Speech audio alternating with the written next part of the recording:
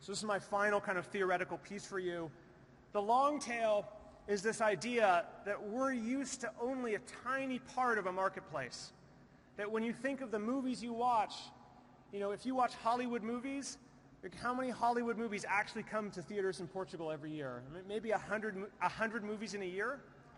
And often when we talk about the movies that get made, that's the number we think about. We think about the 100 movies that come out of Hollywood that we get to see.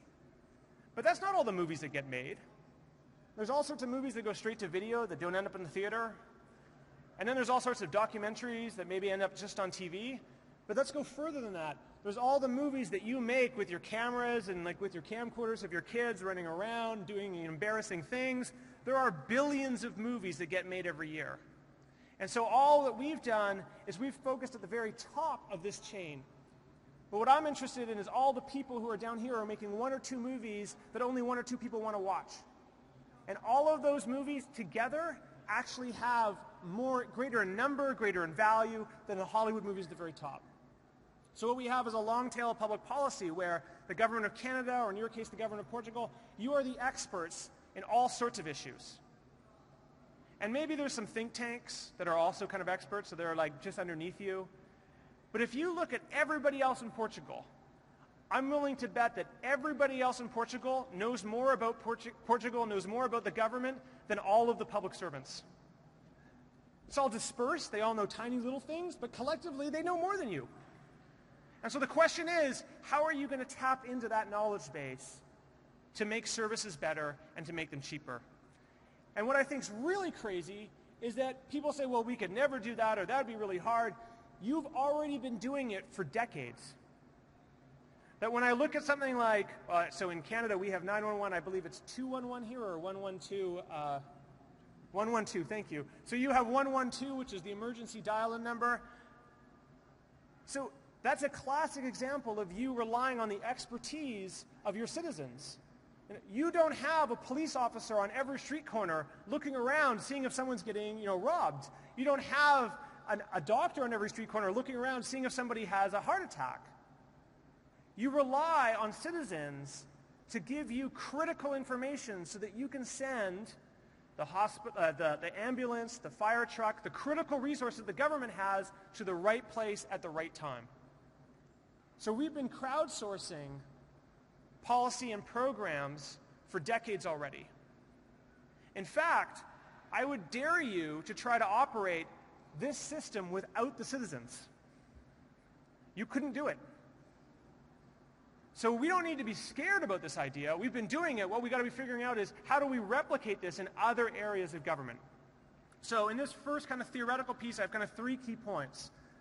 The first is the costs of self-organizing, of citizens being able to come together and do things on their own, is getting lower and lower.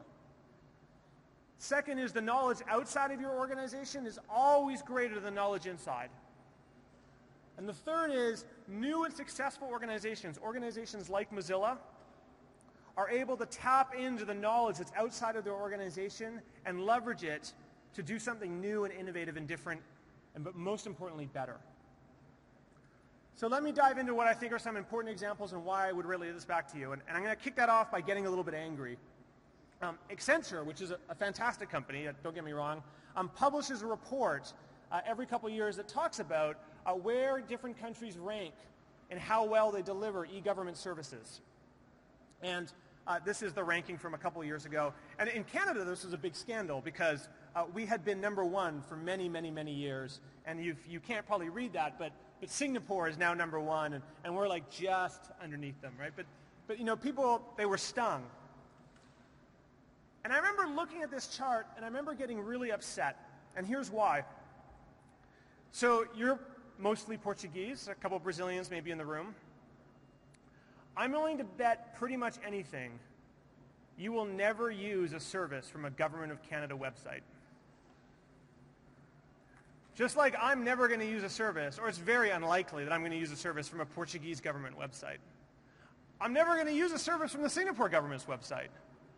What we've done here is we've taken all of the people that we basically kind of secretly, collectively agree are the slowest movers in the IT space, and we've put them all together and we said, who's best? your citizens, the people who use your services, they don't care about Singapore. They don't even care about Canada. Here's who they're looking at. This is who they're comparing you to. They're comparing you to Facebook, to eBay, to Amazon, and the experience that they're having with those companies, that's who they're comparing you to. So don't benchmark yourself against us, and don't benchmark yourself against the Americans or the Singaporean or Australians. Benchmark yourself against these guys, because this is who the citizens are admiring and interested in. They like it because they get services that are intuitive, that are personalized, that are useful. And they're seeing it there far before they're seeing it on government websites, and certainly on Canadian government websites. And they want services that look like this, but where, so maybe you have, a public official who says, hey, this is the service that we're offering, this is who it's for. That's Malcolm Gladwell, who's talking about his book. Down there it says, oh, you wanted this service from us? Here are some other services that, someone who's 30 and male and running a business, they might want those services as well. But this is the type of work that we need to be doing. And it's not just citizens you've got to be worried about. You've really got to be worried about your employees, because they're out there and they're trying to use tools like these, and they're being hyper efficient, and they come to work and then they get told, no, you're not allowed to use those tools. And so for the first time in the history of the labor market, you have a group of people who show up at work, and what their bosses are essentially telling them is, don't be efficient. And you have to think about the impact that has on the morale of an employee when they have to sit there and say, wow, if I did this at home, I could do it better and faster than I can do it at work. You are not going to keep those employees, because they're going to be sitting there and going, if I'm not doing the most efficient, cutting-edge work right now, I'm going to be poorly positioned for the next job I'm going to have. So we got to allow our employees and our citizens to communicate quickly, to create and repurpose and remix all of the things that we do. And so what we need to be doing is architecting systems that look like this, where we don't cross those people out. Just like we couldn't run this system without those people. So what do I think that looks like? So I think there's some new structures. So when people think of government, this is often the thing that they imagine. This is what it looks like. This is a picture that used to make sense to a lot of people. Almost everybody worked in a company that looked like this. People had families that looked like this. It's not like that anymore. I can't speak about Portugal too clearly, but in Canada, families look a lot more complicated than this now. For lots of reasons. One is a lot more people get divorced. Another reason is that top button is no longer definitely occupied by the male. It's a much, much, much more complicated situation. In fact, when young people look at the world, this isn't what they see anymore. This is what they see. This is a picture of the internet circa 2005. This is the organizing principle that they have for their world. It's totally chaotic, and they are completely comfortable with it. And so what they're looking for is they want to see a government that maybe has 10, or what I hear now should actually be 11 million citizens, but maybe has 100,000 public servants that they can tap into, has a couple hundred people who work in their ministry or in their secretariat, tens of people in their department they can consult with, maybe 5 people on their policy team they can work with, and then themselves. And they're trying to think about, how do I leverage all of these people, and what tools are you giving me to do that? And so in Canada, some of the cutting-edge tools that can come to mind, the first one is in Canada this thing called GCpedia, which is actually it's not particularly revolutionary, and I don't think that it's taken over the public service by any stretch, but it's a fascinating experiment. And all it is it's a Wikimedia install, which is the same software that Wikipedia uses, that's behind the government firewall. So citizens can't see it, but every government employee can, and they can put whatever they want there. And so some employees are just starting to do their work openly. They just actually post up their work and say, this is what I'm working on. Come and comment and help me make it better.